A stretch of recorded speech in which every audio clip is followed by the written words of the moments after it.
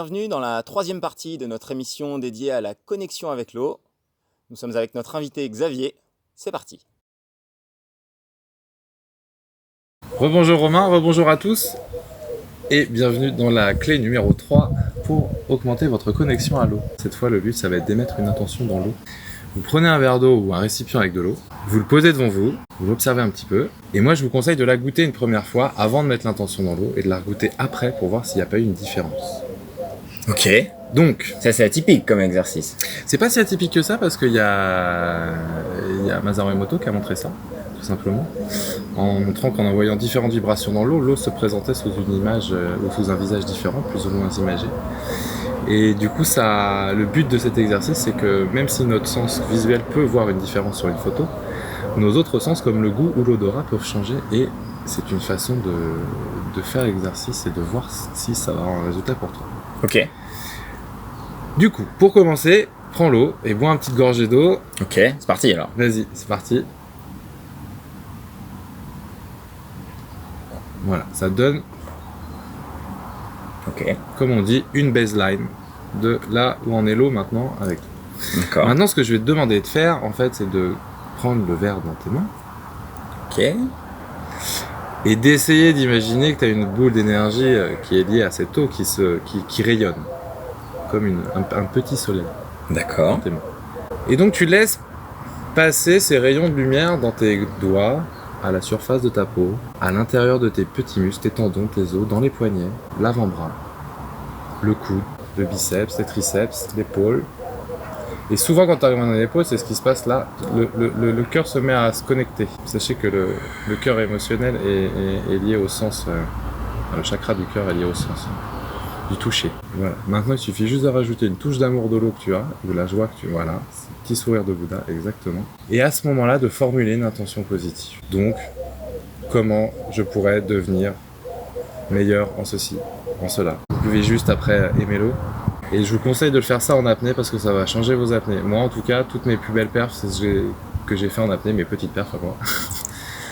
Je les ai fait quand j'étais dans cette attitude émotionnelle dans le cœur au départ. Donc cet état de conscience, d'émotion dans lequel tu m'as amené, voilà, dans l'eau. Dans l'eau, au départ, et laisser faire l'eau un petit peu. Moins que votre mental. Pas trop réfléchir à la Voilà, technique, à tout ça, au geste, à l'enchaînement, mon D'accord. virage, non, juste à être dans le feeling le plus possible parce que l'eau va vous porter dans cette dimension-là et ça va vraiment changer la glisse. Maintenant, tu peux la regoûter. Ah. Maintenant que tu as fait un travail sur l'énergie sur l'eau, Ok. et tu verras si tu vois une petite différence. Parfois c'est fort, parfois c'est léger, mais vas-y. Je dirais que c'est plus prononcé.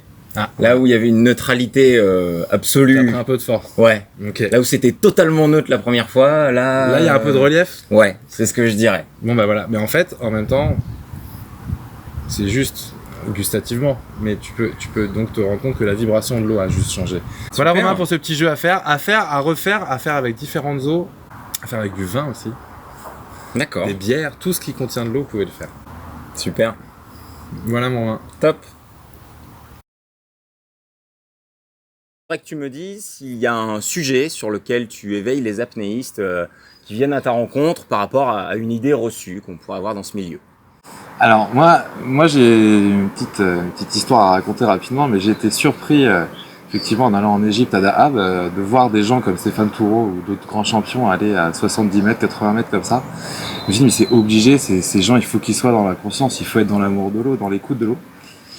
Et en fait pour avoir bien voyagé et rencontré pas mal d'apnéistes de haut niveau, des apnéistes profonds, des apnéistes en piscine, je me suis rendu compte qu'ils étaient certainement connectés à l'eau, mais ils n'avaient pas forcément la conscience du ressenti à l'intérieur du corps et de la joie et des émotions qui se passaient en eux. Et moi, ça m'a choqué. Par contre, ce que j'ai découvert, c'est qu'effectivement, ils avaient une connexion à l'eau particulière. C'est-à-dire que sous eux, il y a vraiment une belle colonne de lumière, d'ouverture en fonction de la profondeur à laquelle ils vont. Mais c'est pas forcément lié avec une ouverture aussi belle dans le cœur et dans la profondeur intérieure à un autre niveau, si tu veux. D'accord. Donc, tu penses que c'est lié à la performance ou Je pense que c'est lié à une approche qui est malgré tout très orientée sur voilà, la volonté d'avancer et de faire un chiffre, et beaucoup moins d'être dans le plaisir et la sensation, alors que je pensais que forcément, et pourtant tous les grands apnéistes te diront qu'il faut être dans cette sensation, son plaisir, mais ils savent pas vraiment comment vraiment le faire, je trouve, de mon point de vue en tout cas. Eh bien écoute Xavier, c'est la fin de cette émission. Ouais. Merci pour ce superbe cours. Un dernier mot? Un dernier mot, ouais, n'oubliez pas de remercier l'eau pour tout ce qu'elle nous fait tous les jours. Super. Eh bien merci à tous d'avoir suivi cette émission. Je vous dis à très bientôt. Et on va aller travailler physiquement notre connexion avec l'eau. Allez.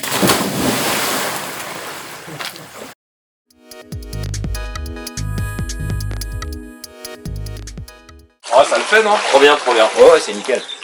Ouais, j'avais trop envie de te le faire juste quand t'es arrivé.